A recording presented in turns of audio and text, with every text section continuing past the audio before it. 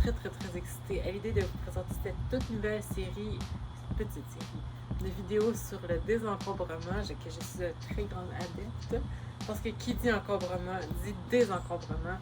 Et c'est pourquoi je vous convie, vous, gens bien-aimés, à sortir vos pelles, car nous allons désencombrer votre maison, une pièce à la fois. Et croyez-moi, ça va vraiment faire du bien dans votre maison qu'à votre personne.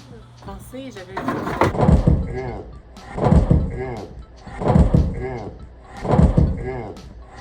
c'est trop encombré ici. Donc j'avais le goût de commencer par le garage. Parce que qui dit garage dit habituellement encombrement. S'il y a vraiment un endroit dans la maison qui est encombré, c'est le garage. Ça n'a aucun sens. Ici c'est correct là. Mais habituellement, avant, j'ai pas de photo malheureusement, mais c'était le chaos ici. Et grâce à quelques méthodes vraiment très utiles de désencombrement, on s'en est sorti. Avant de penser à comment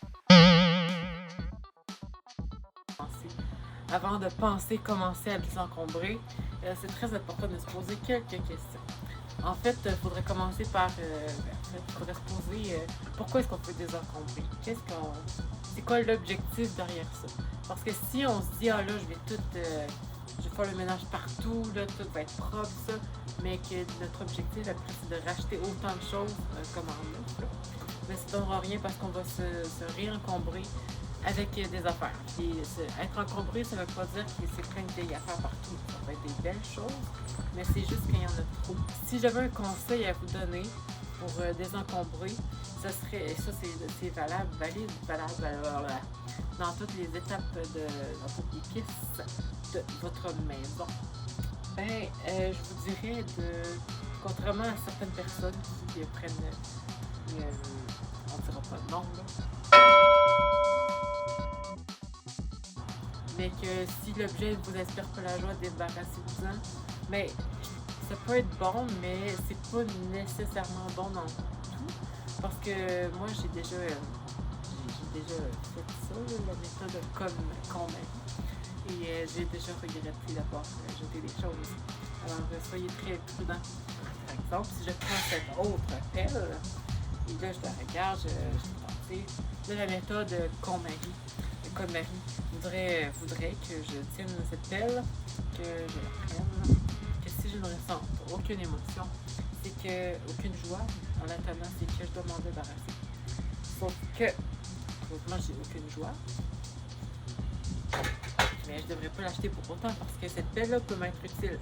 Donc, vous devez vraiment penser à est-ce que cet objet-là va m'être utile dans ma vie future, ma vie non future.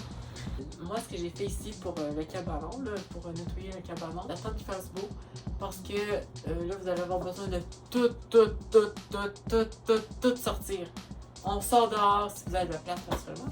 Vous sortez tout à l'extérieur, vous laissez ça la nuit, ou que vous recouvrez ça de nuit. Mais vraiment, il faut tout que vous sortiez pour pouvoir analyser chaque objet et déterminer si il vous est utile ou si c'est une cochonnerie. Et apportez aussi les deux bacs de récupération et la poubelle à côté de ce gros tas-là. Comme ça, vous n'aurez pas à faire des allers-retours entre les différentes. Ensuite, quand tout est nettoyé dehors, je veux dire, tu as tout fait le tri de tes affaires, tu peux commencer à ranger à l'intérieur. Et si tu veux bien ranger à l'intérieur, prépare-toi, demande à un ami de t'aider, de poser des tablettes au mur, de faire des trous pour ici. Vous voyez, il y a des vis, mais ces vis-là ont été posées avant de mettre l'assis. Vous devez penser à où vous allez mettre vos choses. Ok, si tout est rangé dehors, mais ne mettez pas tout en dedans, sinon ça ne marchera pas encore. Vous devez vraiment définir des sections dans votre cabanon qui vont seulement servir à l'utilité de l'objet. Par exemple, ici, on a une scie, mais c'est le coin la scie. On ne mettra pas la scie ailleurs que là, parce que c'est là que la scie va. Vous me suivez? Et bien voilà, c'est ce qui conclut déjà le premier épisode de cette série. J'espère que vous avez bien aimé et que vous allez vous en ressortir grandi, que vous êtes prêts et hardi à faire le ménage de votre cabanon et en créant d'autres sections de votre maison paraîtront. Mais dans quelques instants, dans quelques temps, ça peut être quelques mois, je ne sais pas. Mais bon, maintenant que vous savez comment arranger votre cabanon, j'espère que vous allez le faire avec précision et que vous allez vous souvenir. Je dis absolument n'importe quoi. Faites juste, si je peux vous donner un dernier conseil pour le ménage de votre cabanon, je vous dirais d'être patient. Soyez patient avec vous-même.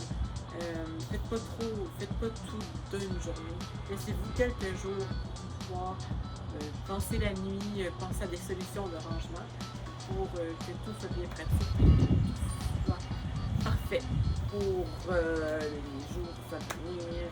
Là, je ne sais plus quoi dire. Alors, ça veut dire la fin de cette vidéo.